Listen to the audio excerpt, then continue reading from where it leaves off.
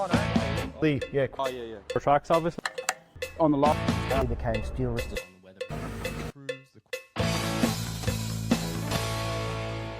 Welcome back to another episode of the Earthworks Hub Podcast. We're here live every Sunday, 8 p.m. Melbourne time. Tonight's a special one. It's the 8th of March, Sunday the 8th of March. I have a in-studio guest. Welsh Industries is already guessing. You're saying the Trim King there. Yeah, that's it. I've got Mr. Dave Stead from Ongrade Civil, otherwise known as Steady. Do you mind if I call you Steady? No, Steady's fine. That's how I've known. Anyway, yeah. I've got Steady on with me today, so we're in the studio actually. So, what do you reckon? What do you think of the studio? Oh, it was great. Yeah, Good setup. A lot of sponsors. yeah, that's it, man. A lot of stuff going on there. A lot of stuff. So yeah, I appreciate you coming in today. I'm going to do all the formalities while Steady's here, and then we're going to go into an actual podcast and actually chat with him and talk about Ongrade Civil. All right, let's do the formalities. Guys, once again, you're going live with Ive. Share this to everyone. It's going to be a big night, so I've got a lot of stuff to go through before we even start chatting. So, sorry, Steady, you're going to have to No, you're right. I'll just... sit through this. Yeah, like I said, it's going to be a big one. The polished version of this is going to get posted up in probably a few days, so keep an eye out for that. That goes up on YouTube, Spotify, and Apple, as usual, so keep an eye out for that. Like I said, we've got Dave on with us tonight, but let's do the formalities. The first thing is sponsors. A big shout out to our major sponsors, Melbourne Tractors, /Breeze Vegas, Earthmoving Warehouse, TMC Cancella via Multitech Australia, ProScreen Australia, Plastube, and the Construction Training Group. But I have some big news, big news. We have another new major sponsor, and I think Steady will know who these people are, which we'll talk about a bit later as well. We have a new major sponsor, CR Kennedy, so in particular the machine control section. So if you haven't heard of them, they're the sole and exclusive distributor in Australia of the Swedish product, Swiss product actually, Leica. So like I said, you know a lot about them. You've used their products. Do you still have a Leica? Yes, still use Leica to this day, yep. There you go. Also known as Hexagon, and they distribute all other leading brands as well. So they can source the latest in high-tech spatial measuring. That word always spins me out, spatial measuring equipment and related software solutions. So if you want to find out more, go to the website. You'll see them on there. I actually started downloading their information onto the computer today, and I made the computer crash. So if anyone was trying to get onto the website today and they couldn't, that was my fault. I actually crashed it trying to put CR Kennedy on there. So thanks very much, CR Kennedy. Yeah. But it's all up and running now. It's fixed. And then after this, I'll be fixing it up. Love and Sheep is saying you're getting all the GPS companies rocking. That's it, man. It. We don't discriminate. That's it. No exclusivity here. So, yeah, happy to have more and more sponsors. The more support I get, the more I can give you guys. So there you go. Actually, ADM Civil is talking about fuel prices. That's going to be another topic. Yeah. That's the one, man. All right. So, yeah, the funny coincidence is that Dave actually, he knows CR Kennedy very well and the Leica systems, which we'll get into. Big thanks to all our other sponsors as well, which you can find on the front page of the website. So if you want to see who they are, go and have a look on www.earthworkshub.com.au. All right, let's do a quick recap. A recap of last week, a couple of things, and then we'll talk a bit more about Ongrade. Zach Walpole is saying Leica is a very underrated system. Love the design look on screen. Yeah, there you go. Mitchell Morgan saying his machines haven't moved so far this year. He's back on the tools. Oh, no. And Love and Sheep is saying just need to get Topcon and you'll have all three. There you go, mate. Well, Topcon, there you go. I've got the Topcon. I've got my whole laser up there. It doesn't do much these days. Yeah. You need control for life, don't I tell? Actually, I've got a footy. I've got a rugby ball from them. All right. Anyway, let's do this. So last week, what did we do? So Kyle Calder, one of our members, won the remote control dump truck. So every month we do a giveaway for our members, and Kyle was the winner of that. So hopefully you received that, because I did get a message saying it's been received. So I haven't heard from him though. So let me know, Kyle, if you're watching. Let me know if you received that, and make sure that you are a member if you want to be in the draw for the next month prize, which I haven't decided on yet. I've still got to work out what the prize will be, but make sure you're a member so you can get in there for the March one. Last week we had Jason from Ultimate Excavations on. Do you know Jace? Have you ever spoken? No, I don't think I have. Yeah, so we had Jason from Ultimate Excavations on. That episode's out now on all the platforms. We spoke about hiring machines to try and retain customers, the importance of doing really neat work, keeping your work nice and neat, as Teddy is known for, and sometimes when you don't need technology. So Jason was saying he doesn't really use it because his customers provide all that, so he doesn't need to buy it for himself. Yep. So there are times when you don't actually need stuff. What else? This week I visited Construction Training Group and did some recording. So there's going to be some cool videos coming out soon. They took me through their facilities here in Melbourne. Funny enough, they actually put me on and tested me out on the machines. So we did a little mock training session to see if I could pass. So I won't tell you whether I passed or not. I won't tell you anything yet. But then we also, Moba's here. Moba's saying, "Hey guys, look who's here." They also made me do what they call the confined space training. So then they put me in a breathing apparatus and made me crawl through this tunnel full of smoke. That was scary, man. Oh, what are they? That was scary. Yeah. So I did a bit of that. So watch out, that video is going to come out soon. I also released the video of me doing a tour with Hex Hire. So Hex Hire, one of our sponsors, I went to their site here in Campbellfield and we got to look around.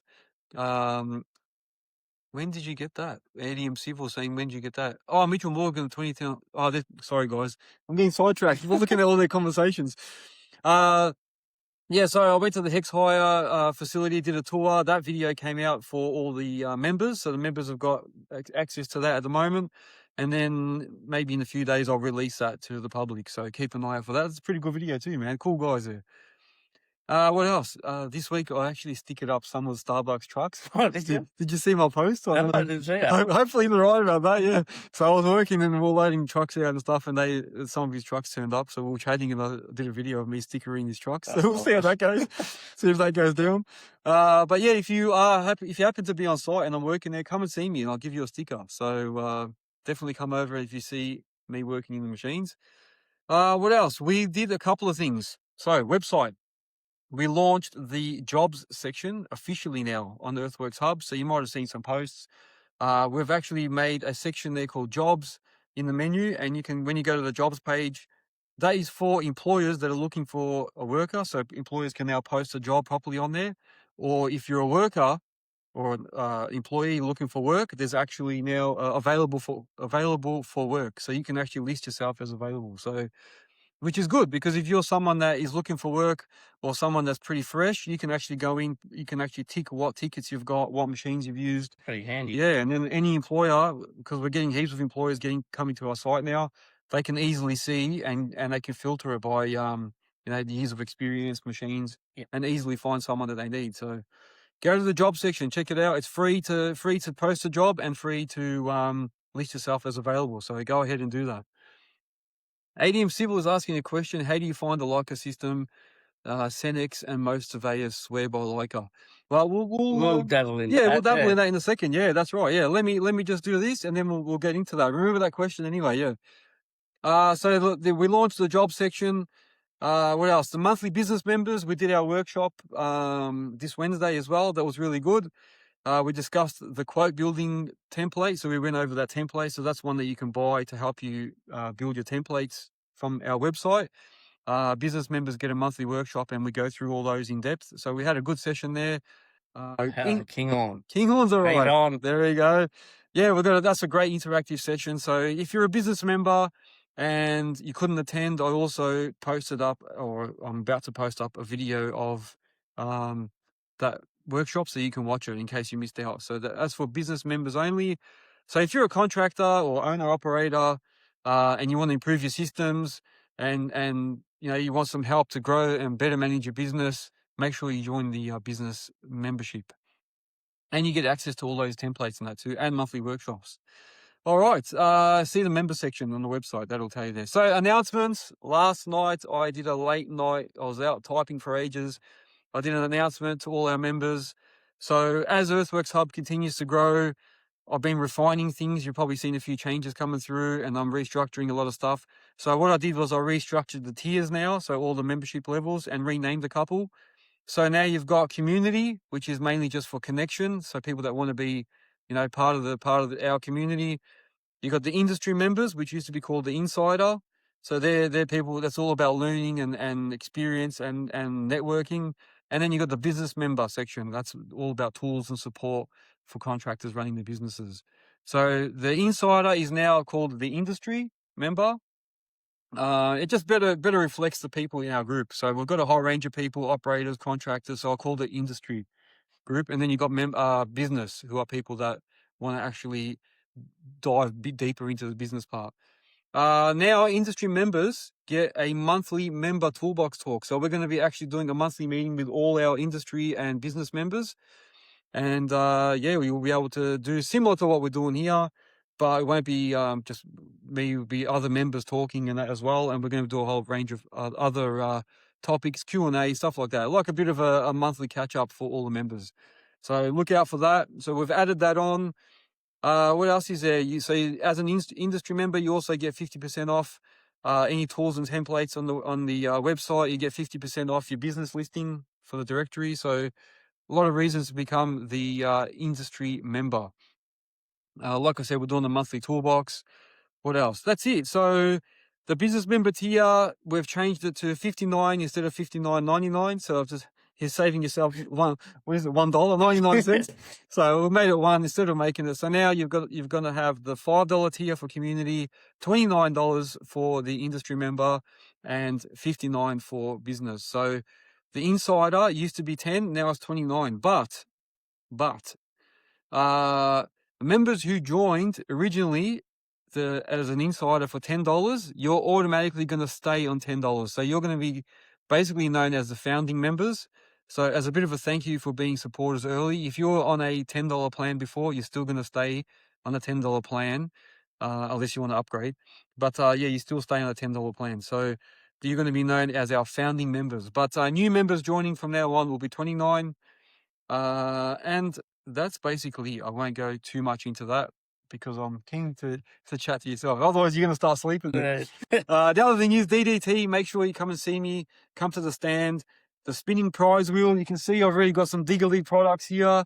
So a lot of the sponsors are giving us stuff to help with the giveaway there. So on the prize wheel, I'm going to have a lot of products available. So make sure you come down. We're going to have prizes every couple of hours. We're going to do a big spin. So come and see my stand. There you go. And more sponsors are bringing stuff. Plastube is saying, did you sell my Plastube? Yeah, no, I didn't. It's not in the screen. It's not on the screen because there's two of us. I had to put it all in a bit closer. But there you go. Look, where is he? I'll make him happy. There you have it. Look, there you go. Look, Plastube for everyone. There you go. That's for David. Oh, there you go. All right. Wait, have I locked you out now? Hang on. See, look who you've done now. That's fine. All right. I'm trying to keep everyone happy. Ashton Lavering's joined. How are you, buddy? All right. So don't forget, come and see me at DDT. And then finally, the last formality before we start, the Academy. Well, don't forget, we've started the Earthworks Hub Academy. I have locked you out now. Hang on a second. That's right. All right. We've got the Earthworks Hub Academy, which is the training and development arm of Earthworks Hub. So we're going to start doing workshops and that there. Keep an eye on it. So if you want some pre-information, go and have a look at the Academy section of where is Plastube? Yeah. Now they're all starting. Oh, God. For anyone that's listening to this after instead of watching it, we're just reading the comments, so we're getting a bit sidetracked. So the guys are making the joke now. They can't see anything. And Moba's saying, where's the Moba t-shirt? Oh, I've got the Moba hat there instead. There you go. Two hats. You got two hats. There you got a double. All right. So, what was I saying? Yeah. So the Academy, go check it out. We're going to start doing some workshops. I've already got a lot of people involved now. And now we've just got to put it all together and start doing these workshop sessions. So keep an eye out for that. All right. Let's go. Oh, wait. News around the country. We're going to talk about the fuel crisis. Maybe we'll incorporate that anyway. Yep. Okay. Let's do this, man. Let's do this. I'm going to jump in and get some notes here for Dave. All right. Are you ready for this? Ready. Another one, the Skyscrapes is Southeast Queensland is calling the Trim King. There you go. Yeah, that's what we're known as. And what's King will say? You steady your new secretary. Yeah. Oh, everyone loves the jokes. Wristies under the table. Yeah, that's the one, mate. It is a what do you call it? Up down desk, so we can adjust it. Yeah, that's it, man. All right, so Dave, for the people that don't know you, I know you were steady. Tell us a little bit about Ongrade Civil and yourself. So, what do you want to talk about first? Talk about you. Tell us, how did you get into the earth moving industry? Yeah, so basically, yeah, big sort of background, earth moving background. I worked in a small mining town, but yeah, one of the biggest open cut mines, a little town called Newman. Sort of introduced by into the game.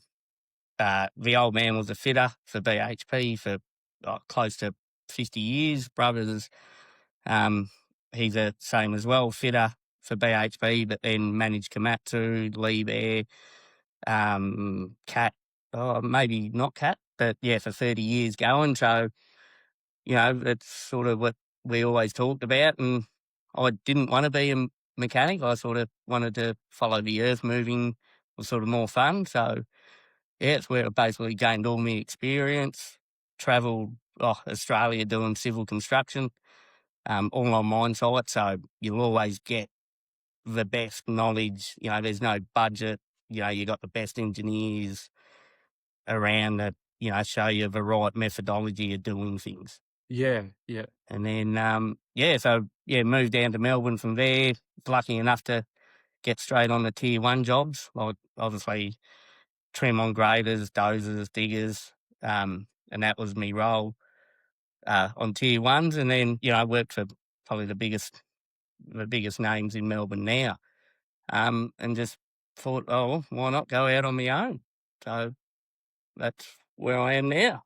Yeah, that's it, man. So, how long ago did you start on your own? And what was the first thing you sort of started with? So probably close to 8 years, maybe 9 years ago, I started. Obviously, I had no financial backing or anything like that. Like, it was all off my own back. I leased because I didn't have any business history or records to get finance. Yeah. So I had to actually lease a 5-ton Hitachi, and I knew what I needed. And, you know, the 5-ton was the affordable machine. But, you know, we got the tilt hitch, all your buckets, that sort of stuff. So I had to lease that for 2 years to get a business history before we could finance machines. So, yeah, had to do it tough at the start. It was close to $1,200 a week to lease a 5-tonner. So, you know, a lot of your money that you were earning was going on the lease. Yeah. It's just, you know, and I had a little Golf as my everyday car, but that was my work car, 2 20-litre jerry cans in the back. Yeah. But you got to do what you got to do. Yeah. Not everyone gets the luxury of being able to buy their first machine and buy the best of the best. Yeah. So, no, you're right. So if you haven't got financials, a lot of banks won't even lend you money. Yeah, that's right. And we didn't profit any money whatsoever. Like, it was all about just making a record of income. And yeah, that's what we've done for 2 years. And I spoke to a couple of owners, and they go, look, it's tough, and you're going to have to chew hard. Yeah. And I learned that quick. Yeah. I remember your Hitachi because I think we met on the job doing one of the roads or something. I think. I think that was down the track. Plenty Road. That's right. Yeah, I remember we were there, and I remember we was working side by side. Yeah. I think I was in my 5. I think I had my posse there, and I had one of the workers on the Hitachi. Yeah, it might have been further there. down. Yeah, that's right. Yeah, there we go, man. So it's been a while. So I remember that. So you had your Hitachi, then you had a few machines after that. So what was it like, but just starting out and finding work in that? So did you go through agencies first, or start off straight on your own? How did you get work? So the safest thing, and, you know, done the research as you have to with everything, and talking to other people in the industry, was the safest bet was to go through agencies. your typical plant hires. Yes, you don't make huge money, but it's a safe way. You're getting paid every fortnight from them, and if a client hasn't paid them, but they're still paying you, so it's the safest bet when you get going, because even to this day, cash flow is your biggest factor in business. Yeah. Yeah.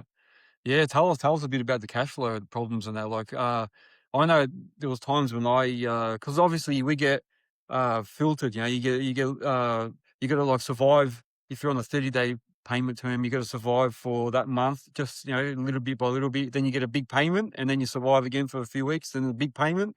That's So right. you got to have enough on hand to cover yourself till the next payment. Is that your experience too? Yeah, sort of. But then that 30 days is a false sort of thing, because you've got to work that 30 days, and then you submit your invoice, your claim, whatever people want to call it. Then you've got to wait 30 days after that. So 30 days end a month. So it ends up being 60 days. But you've got to have money to carry yourself, like insurances, If you got paid, fuel, if you got workers, wages. So it's a lot of money you've sort of got to have behind you to get going. So, if you can get good payment terms, which is hard to get when you start out, is the key. Yeah, yeah. And that ADM Civil saying, getting on that 30-day roller coaster, it's hard. Yeah, because the first few months until you get yourself on that sort of wheel, you've got to come up and have the money there until you start getting the first 30-day payment. Letting that sort of last until the next 30 days, and then holding on for a bit more for the next one. Yeah, that's right. Until you build up some. Yeah, ADM saying it almost broke him. Yeah, there you go. Yeah, and and it's true. Like, we've got a good accountant now and a bookkeeper, and that is the key to business. It's like, we're good on the ground in what we do, but the most important thing is having someone else control your books, because they just look at numbers. So, like anything, if numbers go up, everything else goes up to match them numbers. So your fuel bill's going to go up because you're making more, so you're working the machine more. So it's always good to have someone outside that looks at it as numbers, because you can oversee things and, be blinded. Yeah, well, that's true. We also work with emotion. So if you're friendly with your builder or friendly with your customer, or sometimes we're like, we're a bit lenient. Yeah, that's all right. We'll just pay it a bit later or whatever. Whereas if you've got an account, you'll be saying, "No, these guys got to pay. You got to hurry up or get that's right. get this done so we can fix things." And then same with some companies, like, the 30 days comes by end of month, and then you go, oh shit, I haven't been paid. You ring them up and they go, oh, your docket wasn't filled out correctly, this and that. So you've got to go through, find that, and maybe wait another 2 weeks till they approve it and pay you. So yeah, it's just an ongoing issue. And then there's that risk always. Yeah, like if you don't get paid and you've already like thinned out everything till then, and you don't get paid, then you're stuffed. Well, that's right. Your payments don't stop. Yeah. Banks don't care. Yeah. Yeah. That's true. That's true. So tell us, so you got your 5, you're leasing it and that. Then after, I know you had a couple other machines. So what did you do? Like, what made you start getting more machines, and what machine, and deciding on which ones to get? Yeah. So sort of, the demand just came. They saw what I could do. So it was like, all right, look, I'll get another one. And I knew another bloke that was a good operator. So put him on, that was a second 5. And then, where'd I go then? Then I went a posi track, just, with a bucket. And then sort of sitting around, I thought, oh, we'll do it digging road crossings. So it was easier for me. Then I bought a little tipper to, cart our own crushed rock and stuff to backfill, things like that. And then I saw the niche, which we'll go into later, but, getting into the niche of a grader, that really pretty much set me up. Yeah. You mean the grader on the grader on the track loader? Yeah, on the posi track. Yeah, so, yeah, and that's sort of where we sort of found our niche, and we really took off from there. Yeah. But yeah, it was sort of, I just found, like, as well, just not having that money background to get started. 5 tons were, you could use them anywhere. They were pretty versatile. You can get your buckets on the back of the ute. You can get a tilt tray to move it. Things like that. So costs were down already. and your expenditure, just say 90 grand for a 5-tonner back then, you know, and you get 95 to 105 an hour. This is all pre-COVID, mind you. Yeah. You know, opposed to paying 270 for a Hitachi 13-tonner. And then, you know, you're only getting $10 more, Yeah. you know, but your Yeah. bills are more. Yeah. So your profit is less. Yeah. So, you know, it's just all research. Yeah. So that's why you sort of stuck with the smaller. Yeah, the smaller machine. gear, yeah. does- It was yeah. just more profitable. Yeah, yeah, and versatile, I suppose. You know, if you don't use it on a civil site, you can use it on a domestic. Yeah. You can use it for plumbers, sparkies, anyone, because they all need smaller machines, so you can always move them around. I think that's why the small, the 5s and the 1.7s are very popular when people are starting. Yeah, that's right. Really And look, they do, mate. You do profit good money. And, you know, a lot of people buy the bigger machines, you know, for ego. And I've been on them all, and it's just, I don't need to prove myself. So to me, it's what you can bank is what business is about. Yeah, yeah. No, that's true.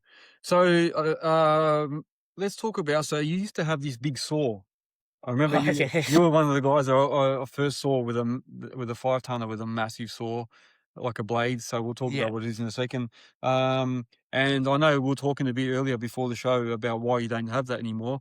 So tell us about a lesson that you learned buying that saw. Like I remember you were known to be the guy with it. Yeah. So basically, that gave us a bit of exposure as well. So I got this custom concrete saw made, but the reason behind that was there was a site, and of course I won't name companies and things like that. A guy with a demo saw cutting a big, I forgot what size, 2.2 Stormy pipe, and it kicked back. Oh, actually, he was in the pit, and it kicked back, and it literally cut his face right across, like opened him right up. So they banned demo saws. So they approached us with this idea, and I said, look, I'll give it a go. And we bought, I think it was a 2.2 meter saw, like diamond tip, not your rock saw, a proper concrete diamond tip. And it was about $6,000 a blade. And you had, I reckon, 15 mil a diamond that you could only use. And that would give you, I don't know, about five to 6 pipes you could cut, and you had to run it wet. So it plumbed up to a water card on site. Yeah, and then we sat the pipes. I think if you go back through my Instagram, you'll see it, but it sets up on a cradle. It sort of spins, and then the saw just, you know, cuts through like butter. But in that, because it was a high speed, we had to have a case drain. So only one of the diggers had a case drain. And then as it went on, we could only cut one pipe, you know, a week. And it would be on a different site or a different company. But the logistics just didn't work because I already had work for that 5-tonner. So we had to pull it off a job, you know, that could make $600-700 for the day, Yeah. you know, for an agency. And then we'd go cut a pipe for $300. So it wasn't worth it. So Yeah, unless they had like heaps of pipes. continuous Yeah, pipes. yeah, that's right. Yeah. But they never did because they could only, when they get to like the end of the pipe run where there was a pit, you know, they had to join that up so they could get the angles, you cut it, and then they start again. Yeah. So it was sort of, yeah, just not worth it in the end. But again, you know, the companies and Ivan and myself were talking, they all promise you the world, buy this machine, buy this. And it's a common trap everyone falls into. And look, we got plenty of work, we'll keep you going. You do a couple of jobs, you do it well, but then it all runs out. Yeah. You know, so then you're stuck with, you know, an expensive attachment. Yeah. And I've had that happen too. And a lot of guys on here have mentioned in their stories as well that, you know, there's been occasions where a supervisor on site, you get to know him on a civil, just say a civil site. And I'll say it, I won't say names, but it's happened to me.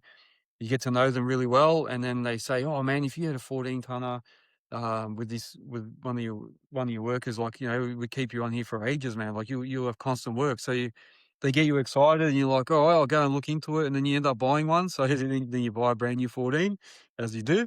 And then you put the operator on. And then 2 things happen. One, they try and poach your operator after you've already invested all that money.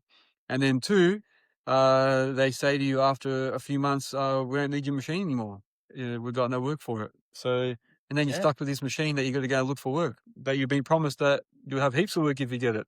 That's So, right. And all you you're gotta be doing careful, is taking on their risk. Yeah. It's all you're doing. Yeah, it is. It is. So there's a lesson for you guys. Yeah, I suppose that's a lesson that you It's the learn. most common one, yeah. Yeah, just don't listen to all your customers because sometimes they're just looking after their own interests as well. Yeah, that's It right. doesn't suit you. It doesn't always end up suiting you. And just- Otherwise, I suppose they'd buy their own if Yeah. it was that good. Yeah. Exactly. And it's just stick to what you can afford. It's basically the best way. Yeah. Yeah. So I know you had your posi track for a while, and then you were one of the first guys that I knew that had the grader blade attachment. Yeah, that's So I remember you were one of the first guys I knew about it, and I loved the idea. As soon as I saw Yeah. you with it, I was like, man, that is a perfect idea. So tell us what made you turn from having the machines going into the posi with the blade. well, just basically when you look like every man and their dog, like every truck and trailer has a bobcat, has a 5-tonner, has that, and it was just hard to get work. You never stood out, and it was always who was the cheapest today, who they got in. And then we were on a subdivision, and the grader was just too big, and they were whinging about, like a proper motor grader, whinging about, oh, we've got to pay this to sit there till we're ready. You know, if we demob him, you know, we're not going to get him back, this and that. And I thought, well, maybe if I put on a grader attachment, you know, and then could drop that attachment, stay on site, do a bit of backfilling, you know, trenches and that with a bucket, and they thought it was a great idea. And then we got GPS fit. Well, sorry, we just went straight to the total station because I knew it was just the easier way to go coming off graders. And it just worked, you know. And literally, as soon as I put that thing on, it hadn't stopped and we haven't been without a day's work for 5 years, consistent with the grader blade. Yeah. And that's all we're known, as in Ongrade Civil is known just for pavement builds, and it's just all we do. That's it, you know. So we just stay in our lane and go. Yeah, so that's predominantly what you do now, just mainly pavements. Yeah, just pavement works, and we work in like with Haydo. He's one of our best clients. You know, Adamson Civil, Levi. Yeah. Same thing. You know, they're experts in what they do. You know, they get us in. We do what we do, what we're good at, and the job's handed to the client. You know, and they're impressed. Like, you know, it's before due date. There's no issues. We're all good mates, and we just, how would you say, just great relationships, and that's the key to a successful business. Yeah. Yeah. That's what King Horn was saying last time when he was on the show as well. Yeah. It's all relationship building. And then that's the other thing too, though. Like, how did you go at the start convincing other customers? So obviously that customer knew that you were going to, you know, use the blade. When you had work other than with him, did you find it hard to convince people to use it? Sort of, yeah. There's always, and there still is, like a stigma. And look, when I first started, I got beaten up on socials by every grader company out there. Like, you know, poor man's grader. It's like having an a TE Cortina, and fact, you know, poor man's XD. Yeah. You know, and I just ignored it, you know, like, and just kept the same again, stayed in my lane.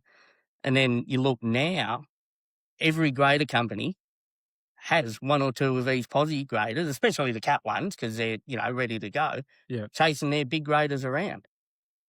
You know? Yeah. Because I remember when you first got yours, I started looking into it. I don't know if you remember, I was calling you all the time asking questions and that because I was going to buy one.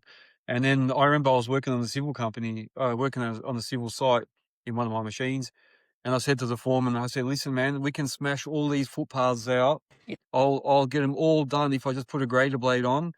And before I even finished, he shut me down. He's like, no, we don't need that shit, man. We don't need that. No, we don't need that. Just do it with the machine and don't worry about it. And I was like, but then I can go help the guys on the thing. No, just shut down straight away. Yeah, that's right. Wouldn't even think. I was saying, you won't need to peg anything. I'll do it all. No.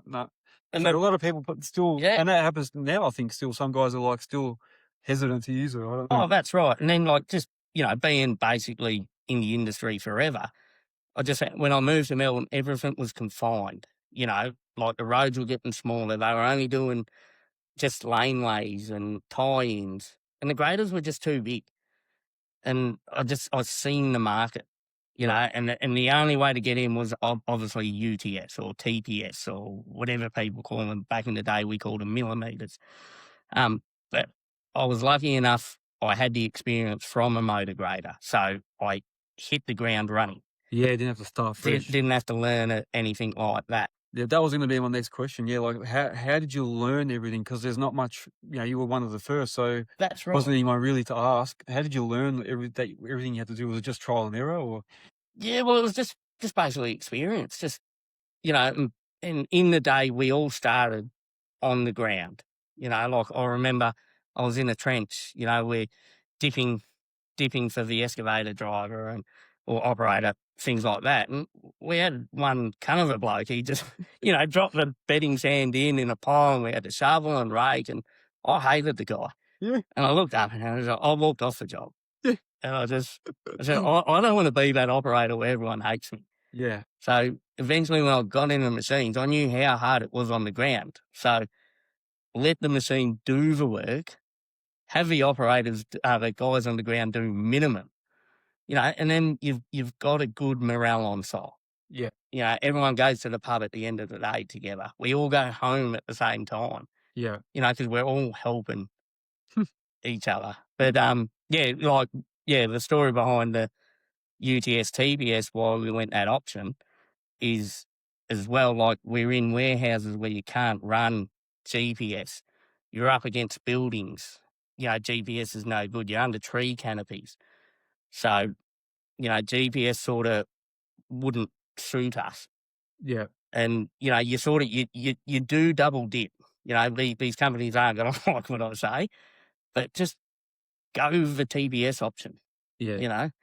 Yeah. And it's, once you learn it, it's 15, 20 minutes to set up on site if you've got a good surveyor setting up your site. Yeah. That's, you know, that's another thing. Yeah. Yeah.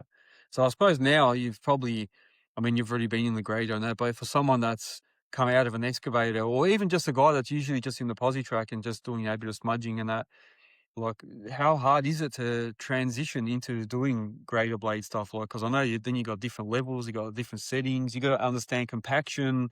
You almost become like a grader operator, isn't it? Well, yeah, you control the job, and that's, you know, another thing we'll go into later. Yeah. You control the job. The right water, the right consistency, everything. And that's, earth moving people think it's pulling levers. And me and Ado, we talk about this all the time. And it's just knowledge is key.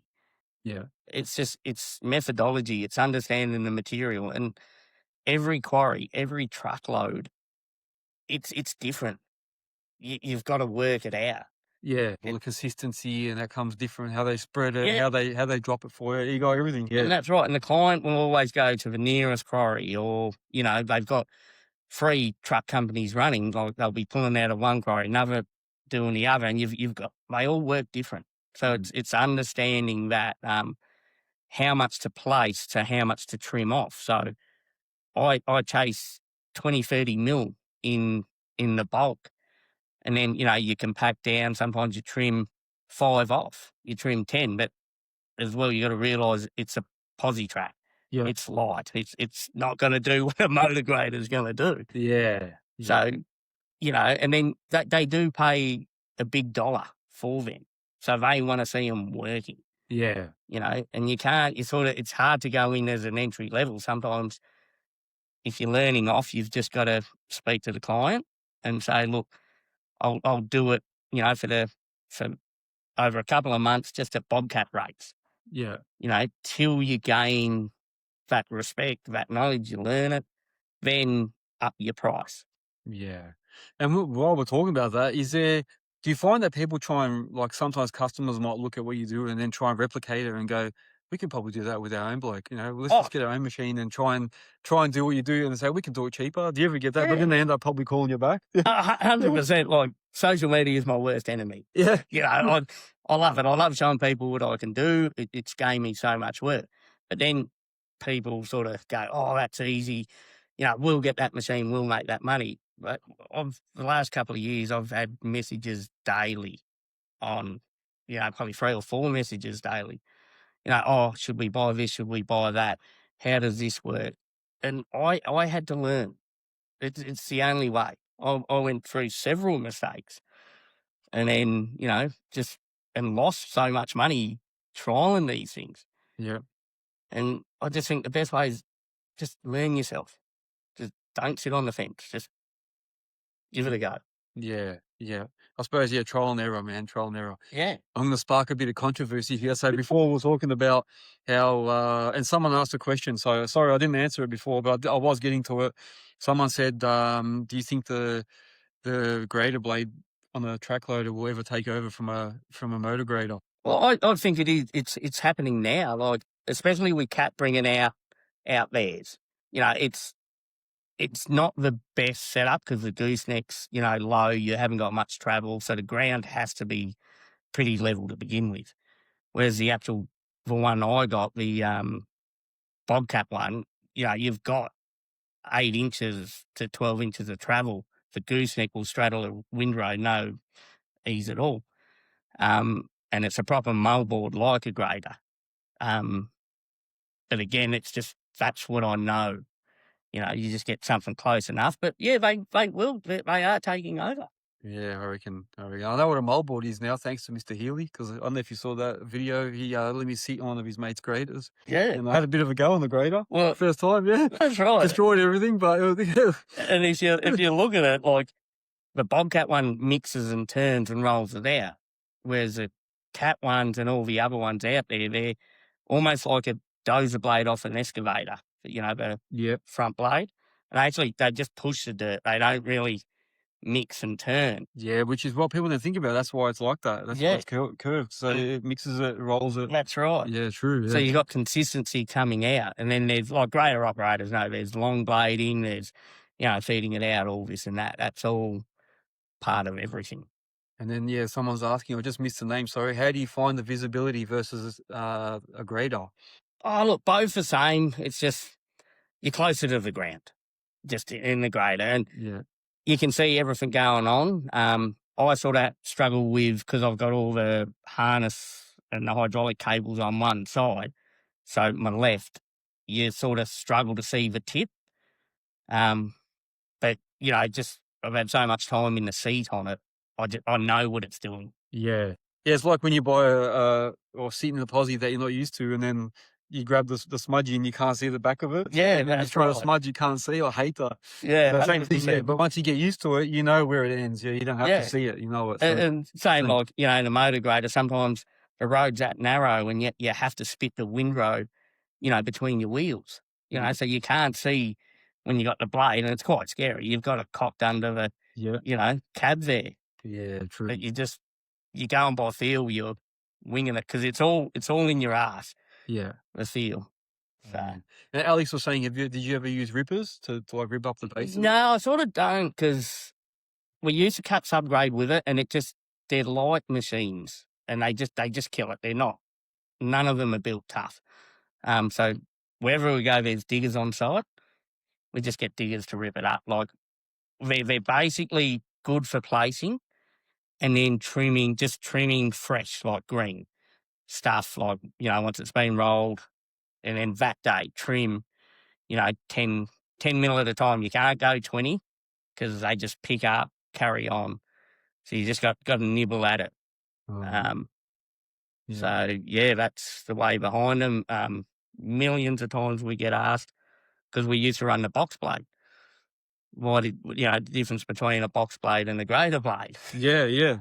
What is it? Yeah, tell us. Well, it's just basically one's a dozer with hungry boards on the side, and the other's a grader. But with a box blade, you can only go forward. And when you're final trimming, because you've got track, as soon as you turn, you're messing up the ground behind you. You're turning it up. So a grader blade, it's a little bit more work. Like, it might take you another hour, 2 hours, but you're always chasing the windrow and you're feeding it out the side. So you're losing the material. Yeah. So with a box blade, you're pushing it forward, but then once it's full, it'll slowly ride up on itself. But you've got to lose, as soon as that, like a scraper, again, I've come off scrapers. As soon as you get a full bowl, you pick it up, boom, 6-gear tap, gone, Yeah. run it out, Run it out and then come back. Yeah. Yeah. So that's the thing. You got to know when it's too full. Otherwise, would that cause you to start dipping in that because of the weight and stuff? No, well, it Falling sort of down, or- starts picking it up. And then as soon as it starts coming under, Yeah, then you can't get it back then down. you start going up instead of Yeah. I get you. Yeah. So you sort of got to push it full, screw off, sort of I lose get you. it. And just push it to the side, Yeah. and come back. Yeah. Mhm. Whereas a grader blade, you can work it out the side. Yeah, well, there's someone just asked as well. I quickly wrote it down because we can't scroll because the phone's a fair bit away. Does it have auto side shift? You can, yes, with Leica, we can set it up auto side shift. I don't use it because, your blade's not long enough. You don't need to. You can chase a poly line. That's what it's called. And that's the, again, advantages of Leica. It is well advanced. I mean, they all do it. But I prefer Leica. It's just everyone's got their own opinion. Yeah. I'm used to it, and a lot of surveyors use it. But it does have autos. I haven't set it up. I just put an offset, like I got a reference point. I put an offset of 300, say back a curb. So again, if the surveyors set up the job or the design model right, you can select that line, put a 300 offset, because curbies normally need 300 for their curb wheel. Yeah. Back a curb. So you just do it. When sort of not in that, we don't have to chase. Yeah. Things like that.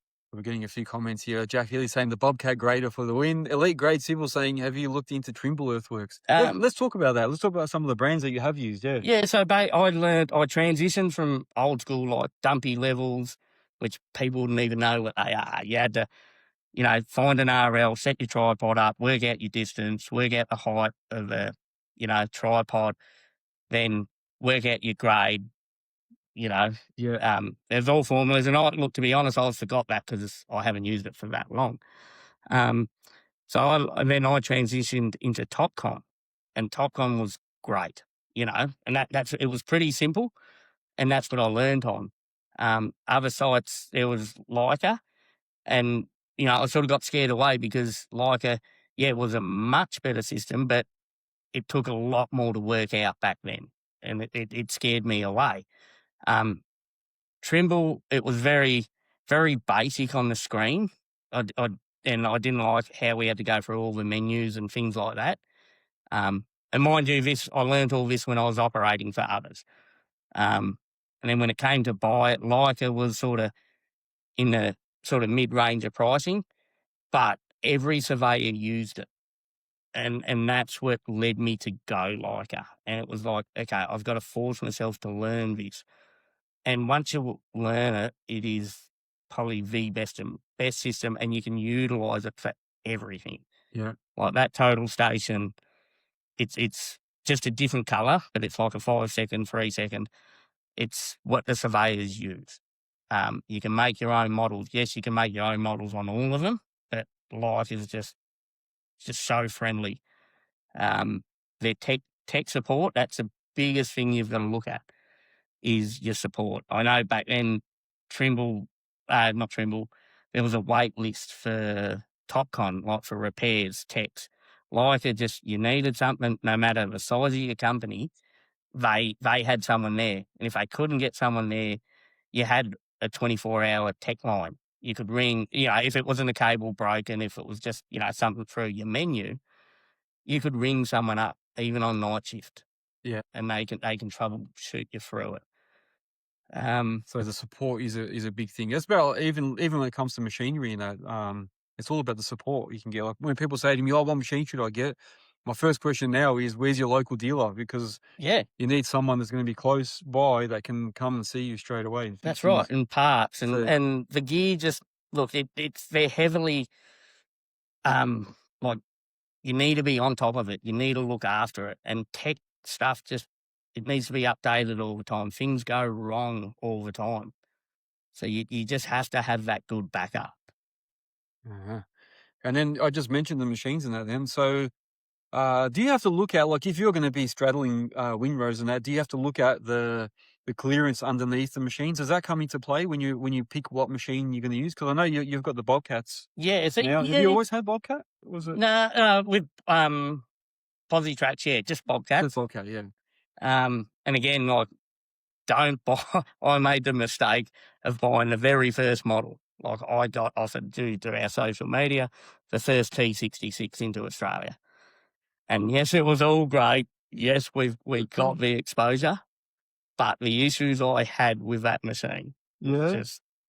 couldn't get parts. Like, it rained one day, it fried the computer system. And then they done an upgraded kit, but my machine was down for, I don't know, close to 3 months. And then Leica's hardwired in, so I couldn't get another machine unless we took the harness out of the old one, put it into the new one, things like that. And that's where, going back to Trimble and stuff, Trimble have a good Bluetooth option to the screen, so if your machine breaks down, all the stuff is on the grader blade. It's all calibrated, so you can just grab another machine, bang, attach it to that attachment, put your screen, I think it's Earthworks Hub or whatever, put your screen, and it just Bluetooth. Earthworks Hub, So- that's it. Yeah. There you go. Yeah. It's just, that in itself is a huge advantage. Yeah. Things like that. But yeah, as in clearance, you sort of do need to factor that in, because you don't want to, fill up your belly plates and Yeah, all and that. and knock the windrows over with the bottom of the machine and yeah, exactly. Because then I don't know, it would get bogged and damaged Yeah. and all that sort of stuff. And you always fill it up. And look, we keep our machines neat and tidy, like, branding. I saw your is- dirty graphics, yeah. Yeah. Dirty graphics, yeah. Everyone Yeah. loves that stuff. Yeah. So, How'd you go getting that? Because you have to import that, don't you? They're so, overseas. they're from the States. And again, another mistake I done. So, saw the price, and look, they are quite expensive. And then I went click and pay, and then it come out and looked at the bank statement, and it was double the price because it was in American dollars. Oh no. And I was like, oh shit, I've just like overpaid for this. But look, it's paid off in the end. Yeah. Yeah, it Um, looks good. Yeah, yeah. it does stand out. It does. so, So you're sticking with the Bobcat brand? look, Happy I with that? own the machine. So when I earn on it, it's profit. And that's another learning curve I learned. Like, you don't need, if it's working, don't upgrade it. Don't get the newest thing. Don't believe this 2,500 hours you've got to trade it and get another machine. If you look after it, you regularly service it, again, keep it clean. When you clean it and grease it, look Yeah. over it, do your pre-starts. Yeah. And you save yourself so much money. Yeah. And that's the thing, like, just don't upgrade if you don't need to. Yeah. Yeah, so, but I would stick to, again, it's what I know. It works. It's proven. And yeah, there probably are better models, but I just, same again, I just stay in my lane. Stick to what you know, yeah. Yeah. I was just saying, have you used the new GX90 Topcon? No. No, not yet. No. He secretly wants a cat. No. Kinghorn's calling you out. Yeah. Now someone just wrote, how many hours are you getting out of your posi before upgrading? But yeah, like you said, he's not really upgrading. Not so- upgrading. I've got, what have I got on this one now? Close to 4,200 hours. It's still brand new. Yeah. It doesn't miss a beat. I suppose if you maintain it and that, look at Jack Healy, his Yeah. machine looks brand new still. If I can get another 3 years out of it, I'm happy. Yeah. And look, we had a bit of a chat offline and we're talking about the different brands and the cheaper brands coming out. And we're saying how everyone's starting to outprice each other and begin to a point where you can't actually lower your prices anymore because you're not making any money. And then we were talking about sometimes you might have to bite the bullet and buy a cheaper machine or a cheaper brand to get going or whatever. Because I think if you can't compete anymore on the price, then you just have to start looking at other options, which is maybe getting a cheaper machine. Like we're talking about Sany's and stuff. Yeah. So, But yeah, what's your opinion on that? Buying like Chinese brands or something to. I think if you're getting started, just go again. Get a second-hand machine or like if you want get something you can afford. Like, as hard as it's to say, but go the Sany. Like it's gonna what you can charge, it's going to do the job you need it to do. It's going to be a lot cheaper than any other machine. Yeah, and you'll still charge. You're still charging the same hourly you rate. get paid the same as the guy next to you with a brand new Hitachi. Yeah, and you start making profit. You start, and you go, oh, yep, this industry's for me. This small business is for me. Then look at upgrading, But just start small and what you can afford. Yeah. Yeah, good advice, man. Good advice. Jack Healy's asking, how long are you getting out of your tracks by pushing all the time? Basically, with us, like, you can count the lugs going around because you can't trim, and anyone that says you can trim fast, there's no such thing. Trimming, you got to finesse. So our tracks actually, the tread last, 2,000 hours. The problem we get is the tracks crack. We do a lot of CT work. I've tried, coating them in things, washing them daily, using chemicals to prolong them. That's what happens. Like I'm due to change them again now, and we've got some very interesting tracks going on shortly. Oh, yeah. Is this the ones that you were asking me about? Yeah, I got that in the end. Yeah. By the way, I can't get it. By the way, you asked me a while back. Yeah, we had to get them custom made. Oh, so there you go, it took us almost 3+ months to get them here. Yeah. But yeah, that's the issue we're finding. We use, was it ITR for tracks. Yeah, that's right. $1,500 a pair. Now you got to go to Earthmoving warehouse, people. And use my code Earthworks Hub. There you go. There you go. That's it. Yeah, no, it's if you know what you like, and just go back to it. Like you say, same as machine brands. That's right. But with track life, it's just mainly they dry and crack. That's the issue I have. Yeah. All right, let's. I'm getting conscious of the time here. Let's have a quick look. What else was I going to ask you? Some other people are asking stuff there, but I think they're just stirring up. Hard parts of the job. Yeah, what are the hardest parts about the type of work that you do? Yeah, this is a good one. Yeah, what is that? Yeah, basically because we go in as a subcontractor working for a client, they've always got their own guys, in the water carts, on bobcats picking up your windrows and so forth, but they've never got the experience of final trim. Final trim is final trim. You can't mess up what's under you. And, a bobcat thinks he's doing the right thing, comes in, grab a smudge bar chase behind you, and he just bones it all up, or they'll just put the most unexperienced person on side into a roller and go, I just roll that. Yeah. But then the roller really is the last machine on your job, so he needs to know what he's doing. Yeah. And then as soon as we start playing with it again, we bone it up. So there's that, and then you've got to try as a grader operator control their guys, but then you've never got that authority or whatever, and they won't listen to you because you're not their boss. That's the common hurdles we have. We've been burnt by a couple of clients. Like, we go onto the job, they want your knowledge, they want this, but they pay you hourly just to grade rock. So that's all you're there to do. Yeah. As bad as it sounds, that's how you got to look at it. You're not there. They've won the tender. They need to have the experience to support you. So we're learning our lesson hard on that. And that's a key factor too. Just do what you got to do, what you're paid to do. Yeah. It's not worth the stress. Yeah. And it always comes back on you. So that's the hardest thing of our job. If I could run the job, supply the diggers, or get my mates in like Kinghorn, Levi, and that, they know what they're doing. Yeah, and then you got the right. I suppose that's why a lot of graders like to have a team. Like they have their own water cart guy, their own roller guy, because they know what they want. That's right. So now I know why they want that, because I remember guys on civil sites will say, I want my crew there. And now I know why, because they can work together. And I'm going to back up. He knows I'm always going to favour the right. He's going to work to my left. He knows we just go straight and across. Yeah.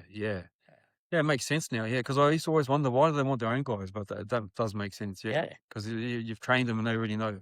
Yeah, that's right. Yeah. What was the other thing?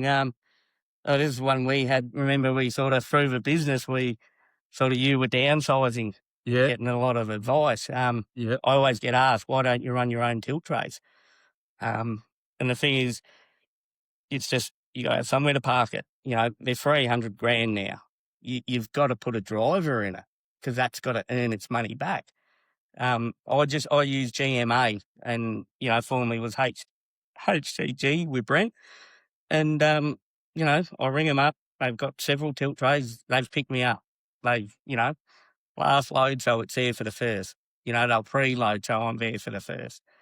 And we just on forward the cost. So, you know, again, minimise your overheads. Yeah, I had that problem. That's why when I spoke to you Yeah. before I got rid of my tipper, because I was like, I need someone to verify if I'm doing the right thing here. And I had the plant trailer and the tipper the last, and before I got rid of it, that was the last bit of the things I was getting rid of. And I thought, if I get rid of the tipper and the trailer, I'm not going to be able to move my 5-tonner around. Yeah. But then I looked at it after speaking to you. I was working for landscapers, and I'd be on the same job for a few weeks at a time. So I wouldn't even have to float that often. And then they floated anyway. Yeah, that's right. So then I was like, so what am I holding on? My truck would sit around for that one time a week. I'd use it to move some dirt. Yeah. It's like, what for then? So just an extra cost. And let's face it, everyone goes, oh, but you can do that one-day job. But that one-day job goes pear-shaped. It ends up being the hardest job ever. And it's not worth it. Just park the machine up. Don't do it. And same, I don't want to be, you know, chaining up at 6 at night, coming home. Like, my business structure is based around my family.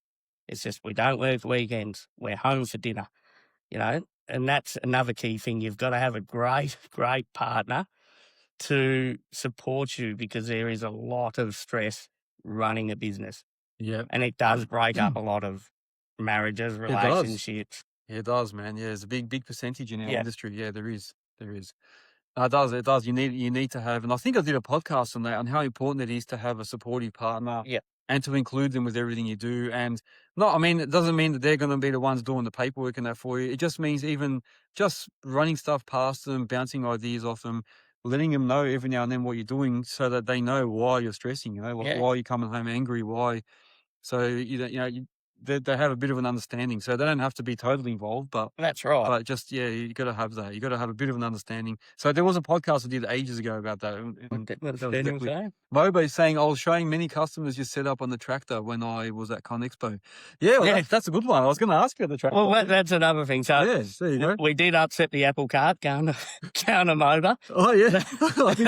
So you do have Moba? Yeah, so we do have Moba, and good. we run Moba on the tractor. Yeah. And, you know, they are the guys for 2D. You know, like, I don't care what anyone says. 2D, go to Moba. You know, and the track, and same again, 3D, 100% Leica. So I run the best that you can get on both.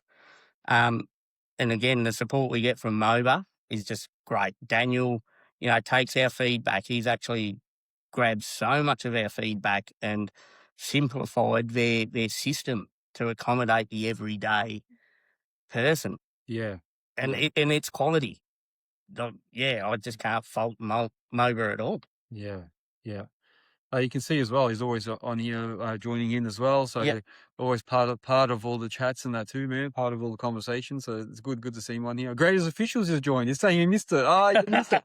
This is all recorded, man. Yes, Troy. You can watch all this. It will be up on YouTube and Spotify later on. That's the plan, Chris. Hey, what's going on? No, that's good. I'll have to give you those stickers. I owe him a couple of stickers. I saw him at a car show the other day, and I had to use his stickers for something. That's what he was putting on. No, yeah. Oh, yeah, and I did see before as well. Is it something epoxy flooring? Oh, that's the missus. Yeah, that's the wife. She said a comment. I don't know if you missed it. And she said that's why you got the best wife. So, yeah. So she's. I'm gonna give her a plug. So if you need any epoxy done in your garages, workshops, just shove an epoxy floor on. There you go, mate. There you go. The Moba's also jumping on again, but only on the grader. On the excavator, go Moba 3D. Oh, okay, there you go. Jack's always jumping in as well. One vote for Moba 3D. There you go. There you go. No worries, man. No, good. So yeah, tell us. So you've got now. So obviously the type of work that you're doing. National Plan's laughing about the stickers. Yeah, I know. It went down really well. I can tell you that. Personal jokes. What was I saying? Yeah, so you've got the tractor. So you got what brand tractor is that? Yeah, so obviously again we chase what's known that's good. Yeah. John Deere with the Lawless Laser, and he's again Brenton from Lawless Lasers out of Shepparton or just outside. Great to deal with. Like he's customised us an attachment for the Formula One gravel pits. Turned it around in 3 weeks. But yeah, so we run the tractor. That we've actually started a synthetic turf side of a company, which is I'll grab the hat. so we maintain all your synthetic fields now. Like we sort of there you go. So we stay in the we want to stay in the sports field and play game. So we do a lot of bases for sports fields. We're starting to get into the natural fields as well. And I'll still do the civil side, through the clients I've already got, and like Kinghorn and things like that. So we'll stay Make Daniel happy. Stay doing the civil, doing that. But we'll slowly merge and just specifically stay the sports and field, doing ovals, tennis courts, things like that. I notice you're doing a lot of that now. Yeah. And that's sort of again we're sort of going from a niche market into an even more niche. Yeah, even more niche now. There you go. Daniel's saying he's really happy now. No, Graders official is saying what type of conformance are they chasing for sports fields? Oh, look, Yeah. it's if you do bowls, they chase zero. There's no such thing. We done a job and we were within 2 mil over the whole lot, and then we got 3 independent surveyors. We're all in 2 mil, and they still weren't happy. So we jammed the bowls up the arse. We don't do them anymore. Yeah. Because the tolerance is this. You just can't. You can't ping zeros all the time. One to 2 tolerance, plus minus is good. Again, UTS, like Graders official, no. You chase the best you can. It's, always set yourself a goal. Just aim for the most even number. Yeah. So some people, even when we used to operate with the machines, and they say to you, another 5 mil, and I'm like, 5 mil, the rock's a 10 mil or 20 mil rock. How am I going to cut another 5 mil? Split the rock in half, are you? And that, I think, like, the terminology, a millimetre, like, needs to be thrown out the window. Like, yes, you can get it. You get it very close, but it's not a true zero all the time. And, yeah. There you go. It's just... Yeah. Well, that's another question someone just wrote here. Actually, let me reach forward. Elite Grade Civil saying, why a grader blade on the tractor versus a small bucket? So the toe behind is a finishing tool. So you haven't got the tracks behind you. So literally what the bucket is doing is finishing. So we spread 10 mil dust over like a crush rock, so we get it close as we can with the grader, like your plus minus 2s. And then we spread 10 mil as an even layer. And that is slow. Like, to do 7,000 squares spreading dust would take me, 3-4 days. Yeah. It's very monotonous, but it's what you got to do. But that is your finishing tool, Yeah. So posi grader, you can't place dust because the tracks will just turn it up. Yeah. You'll contaminate rock through the dust. And on synthetic, it's like, stepping on Lego. So it has to be bang on. And Creative Official was saying, why do you do the figure eights? Yeah, that's a good question. Figure eights with a tractor, so that's the thing. So, again, being light, we trialled UTS on it, and you can only run in an X and Y chassis. You can't turn as great an official no because it doesn't register you quick enough. And it'll do this. And then if you're going straight, it'll get the waves and it'll never cut it out because it's not heavy enough and not fast enough. So figure eights, you're cutting across that way. And then, if you got a hump, then you go that way, you're cutting through it. So but you finish east-west or north-south. But you got to do figure eights for the tractor to work. Yeah, to get it going. Yeah, to cut through the highs and fill the lows. So my method of just putting a bit of temporary fencing on the chain and dragging it back with the posse and until I get it flat, that won't always work, you reckon? That's right. That's right. Oh, there you go. Yeah, they're saying it makes sense, so they're happy with that. Yeah. Good. That's good. I know we've trialled every which way. We've trialled everything. Yeah. Yeah, no, that's good, man. I'm glad that it's all working out for you, and you've got a niche. You do have a bit of a niche, a bit like Earthworks Hub. People say to me, "Oh, you're just focusing on earthworks only. Why don't you do the whole construction? Or you're only doing Australia. Why don't you do the whole world?" I'm like, sometimes you just got to stick with a niche and master it. Be the master of that, and that's focus right. on one area. You know what I mean? Yeah, and you got to be take pride in what you do. That's the main thing. You know, and don't have that big ego come to side. You're better than everyone else. Just do your job.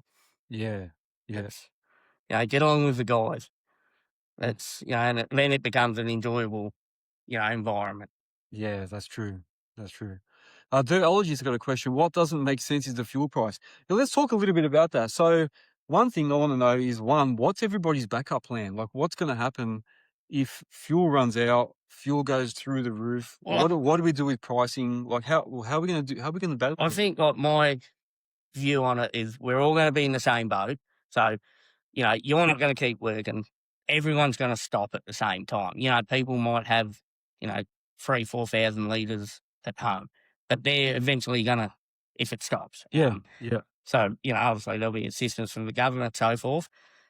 Two ways, like I've been talking to everyone about it, add a fuel levy, or, everyone knows the situation, explain it, up your hourly rate to cover it, which I think's the best option, because if you add a fuel levy, then you've got to take it away. It'll get questions. How are you gauging that fuel levy? Because remember the all the floats and that were having that problem. They were putting up they were putting levies on their and fees. some of them were charging it to only a couple of months ago they dropped it. Yeah, there you go. So they're still charging, bloody hell, from back then.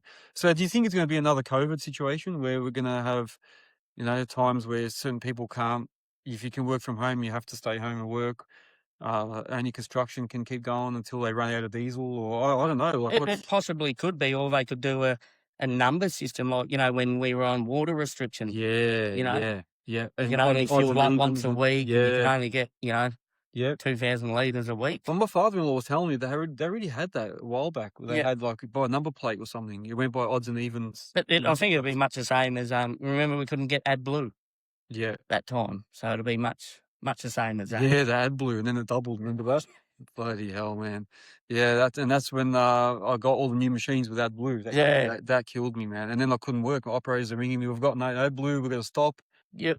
Yeah, I hope we don't. We've had a few bloody episodes like this, haven't we, over the last few years? Oh yeah, we have. AdBlue, the diesel, toilet paper. Make sure you got toilet paper, everyone. There's a crisis. Quick, get toilet paper. Yeah. It's the same thing. Just be ready. And again, you can't emphasize cash flow. Just have that cash flow there. Have that kitty, because it will get you through hard times. Don't max yourself out. Yeah.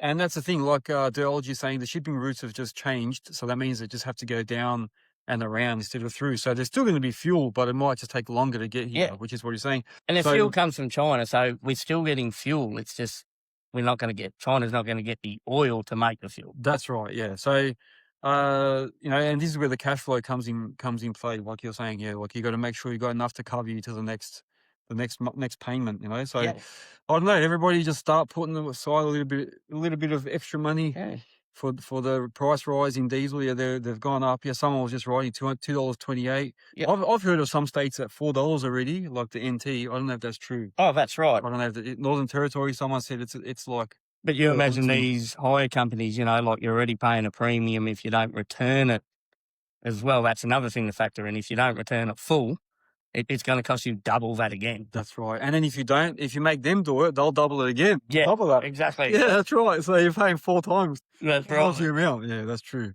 And Ongrade Civil, before we start finishing up, is asking, what are your thoughts on AdBlue? Oh, look, I just bought a big Iveco van. I'm trying to get away from utes. Iveco van is actually working brilliantly. That's got AdBlue. I do look at it as a pain in the ass, but if you factor it in, keep an eye on it. Best thing about the smaller machines, because I think they fall under that AdBlue Yeah. thing. So I haven't really had to deal with it, to be honest. I'm Yeah. probably not one to comment.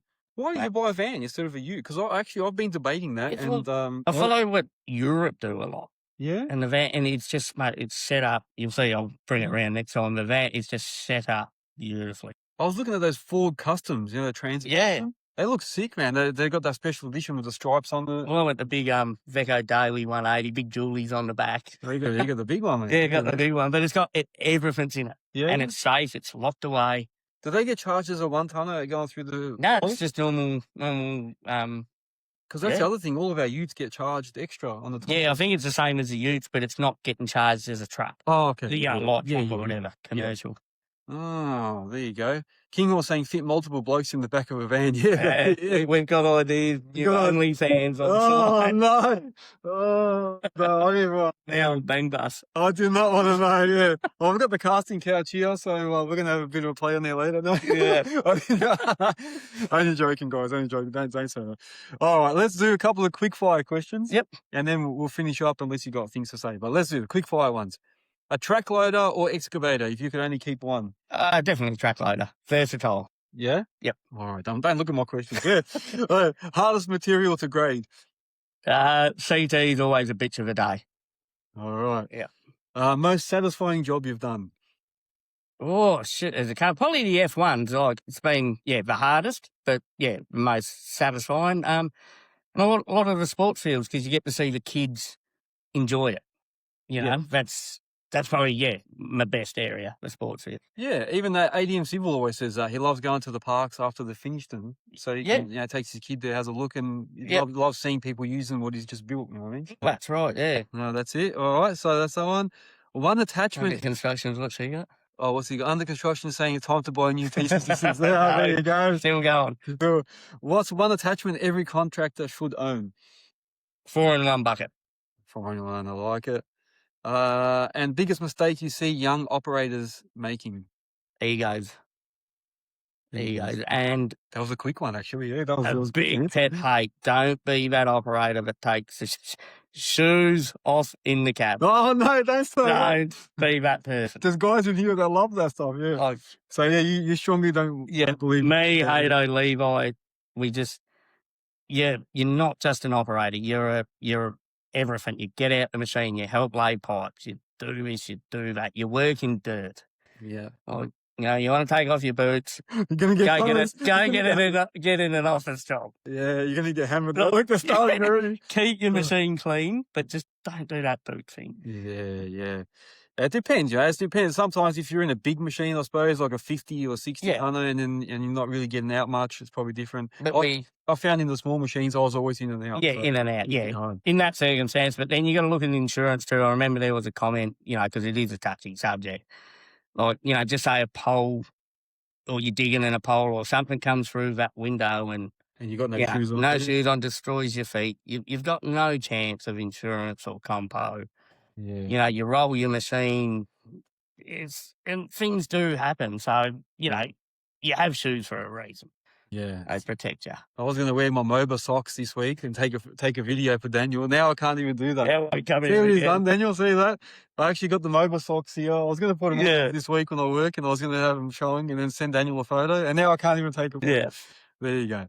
Then I was just saying starting World War III with a boots comment. Yeah, exactly. Yeah, you got to be careful. Oh, gosh. Yeah. All right. So a couple of last things, closing questions. If you were starting again tomorrow with one machine, one attachment, what would you buy and why? Still the posi grader, but then again, I'd think twice now because there's a lot around. I don't really know, to be honest. Yeah, probably. Yeah, stick to the posi grader. Yeah, posi with a grader. Yeah. There you go. Nova saying you'd love to see the socks. Well, she's literally saying the Filipino work boots. Yeah, that's the one. I had them on before. But I had to change when you came. I actually haven't got MOBA socks yet. I'll have to hit him up next time. There you go. I'll give you my one. And then they're in a pack still. They're not used. Oh, Daniel, you'll have to send me some socks because I'll give you my shirts, hats. I got most of his gear. There you go. And then, my last question was going to be, do you think the posi track loader will take over from the grader? But we've already sort of... Oh, look, on the smaller jobs, yes. Bigger jobs, always. If you can get a grader on it, get a grader on it. It's just more productive. Yeah. Yeah, for bigger areas too, I suppose. Yeah, 100%. Yeah, they'll have their Horses space. for courses. Horses for courses. That's the one, man. That's the one. What else is there? I think that's it. Well, hey, tell me about the little furphy thing you built. So you built these little water tank things. Yeah, just furfies, just buy them off marketplace, jazz them up, put decent pumps, decent sprays on them. We went single axle because sports fields, Julie's turn up your surface. I actually sold that on. And again, just put the owners, because we don't do our own jobs. Yeah, there's no point bringing that. No point bringing it, because you're out of the machine. You're then towing around a furphy, and then the client goes, "Oh, you're in your furphy more than your grader." Yeah. You can't charge us grader rates.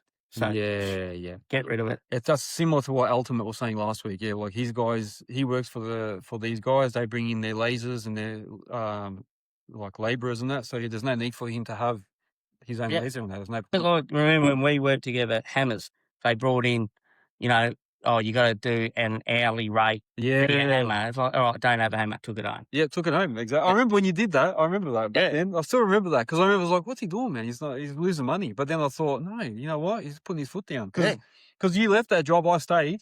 Yep. And then I remember after that, I was like, I should have left when you left. Yeah, well, it costs you money to buy it. Yeah. And that's it. You charge for a day rate. That's it. You put it on for just, 1 or 2 bangs to smash a rock. That's it. It's a day. That's your bonus. Yeah, true. Yeah. True. Let me see. I've got these MOBA socks here. 1 second. One minute, Daniel. This is for you. You keep talking to them. Oh, there we go. Look. There we go. I got them. Right there. Look, these are MOBA saying they're special edition. Look at this. There you go. Evidence that Earthworks Hub. I'm not a tight ass. I'm going to give these. Right. There you go. I'm going to send a breeze next. Yeah. That'll be the go. Budgie smugglers. The budgie smugglers. Yeah, the MOBA G-strings are coming out next. These are the socks. MOBA G-strings coming out soon. There you go. Graves Official is saying we do the same with running GPS or total station. Okay. Are you talking about socks or is that? Yeah. But same thing. If they don't want to pay for it, just unplug it. Unplug it, man. That's it. Customers have to pay, man. That's the thing. A lot of times they get. Even I remember though when you're digging and they say, "Oh, is a hammer extra or is the auger extra?" I'm like, "Yeah, well, it doesn't come with the machine when you buy it. That's an attachment. It's extra." Yeah, the same thing. You're doing a box out, 30-ton digger hammer. You're running GPS. It's questionable, but sometimes if you're trimming the wall, you probably need the GPS so you don't over excavate. But then they go, it's always an argument you have with the clients. It's the same thing. It costs you money. You got to charge for it. Yeah. There you go. Yeah, good advice. Any parting words before we go? No, not really. We'll be back on several times now. I reckon. Broken the ice. Oh, breaking the ice, mate. Oh, that's it, mate. He's trying to get me on. I was meant to be your very first. You were back then, man. I back remember. Yeah, no. Well done, man. Good on you for coming on. I really appreciate it. It was a good chat, man. Yeah, it's been really good. Hope you guys have all enjoyed this as well. All right, let's start ending it here. I know a lot of us. Wait, tomorrow's not a work day. What am I saying? I was thinking we're going to go work tomorrow. Maybe we don't have to end. All right. Well, I'll start finishing up. If you guys have got more questions, let me know. I'll come up to the wrap up notes. Here we go. So yeah, make sure that you're following Earthworks Hub on all the platforms. So what's that? Spotify, LinkedIn, TikTok, Instagram, Facebook. Make sure that you're listening to everything on YouTube, Spotify, and Apple. So this will come up as well. The Trim King. That's going to be the new name. Actually, watch out. You know what I'm going to do? The Trim King. I'm going to put that as the as the thumbnail. The Trim King. The Trim King thumbnail. I'm going to write that down so I don't forget, man. And that's the thing.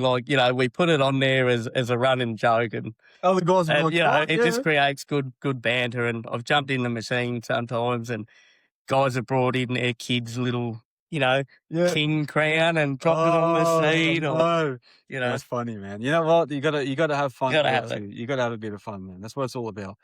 And yeah, make sure you join the Earthworks Hub members platform as well. So go to the website, earthworkshub.com.au, click on members, and it will give you a list of all the membership options, what it's there for, why we have it. Don't forget for all the actual current members, so industry or the old insiders, and business, we're going to have our own monthly meeting as well. So we're going to have a monthly toolbox talk. That's what I've called it, the members toolbox talk, once a month. So I think I've got it set for the third Friday of every month. That's what I've set it as. So it's going to be the third Friday at 8 p.m. of every month. There you go, Maver the socks. So we've got that and then the business members, we've got our monthly meeting every, on top of that, the business guys get their separate Crack workshop. open the whiskey. Hey, Crack open the whiskey. did I say whiskey? Wait, 1 second. Did somebody say whiskey here? Hang on a second, that's what's happening next. Yeah, that's right. No, I'm just joking, guys. That's what I'm drinking, orange juice. I can't. For anyone The that's missus is on there. Yeah, it's all orange juice, guys. It's all orange juice. Yeah, make sure you become a member.